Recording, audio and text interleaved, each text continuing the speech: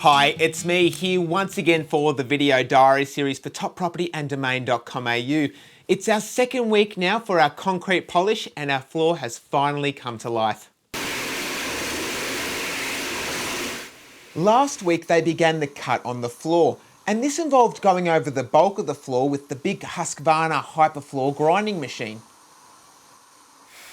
which was followed up by hand grinding the edges and parts too fiddly for the big machine to get into.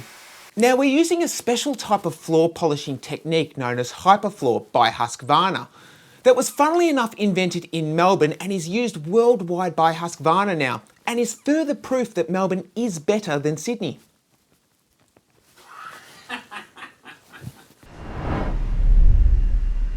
It's the very best of the best. Instead of just cutting and varnishing the floor, instead it uses a densification process that uses chemical reactions to harden and seal the concrete. So the Husqvarna Hyperfloor technique looks something like this in a nutshell. There's a cut and a grout stage, then there's a densification process using potassium, then there's a cut and a polish, then there's another densification process, this time using lithium, and then after that there's a final buff on the floor. So in full detail it looks something like this. Stage 1, there's a first cut, which sets the exposure level of the stone using very coarse diamonds.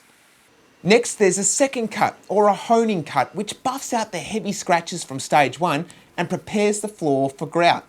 Next, there's a third cut and a grout, which uses a grout compound to fill pores and fissures in the floor.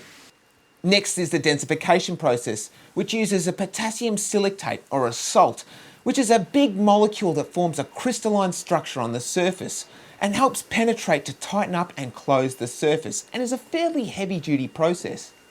Stage 5 is another cut, and this removes the excess densifier and conditions the surface. Stage 6 is a densifier, this time using lithium, again a silicate solution. It's a smaller molecule which penetrates deeper and closes up the pores even more. Next is the 7th stage, a cut and a condition. Then stage 8, a densifier, again of lithium. Stage 9 is a very fine grit, which is designed to hone the surface to a very smooth finish. And stage 10 is the buff and the gloss. So it's a very time-intensive process, and that's where a lot of the costs arise, as Simon from Concrete Grinding Solutions and Paul from Husqvarna explained. We are going over the floor a lot. Also, the expense, the equipment is a large expense at the beginning of setting up a business and all that sort of stuff, because to do the job right, you need the right equipment. And I think it's important to mention Hyperfloors, like other quality products, I suppose, when it comes to building a house. You know, if you perhaps spend or invest a little bit more time and a little bit more effort, the net result is you'll end up with a far greater product. As the week continued and as they worked through the multiple processes, the floor began to shine. And by Friday, a brand new polished floor with its mixture of Pyrenees bluestone and white quartz was glimmering back at us and looked very cool. The concrete polisher will be back again before we finish the home to give the floor a final buff. Then next week we're wrapping up plaster, which lets us move on to painting and landscaping.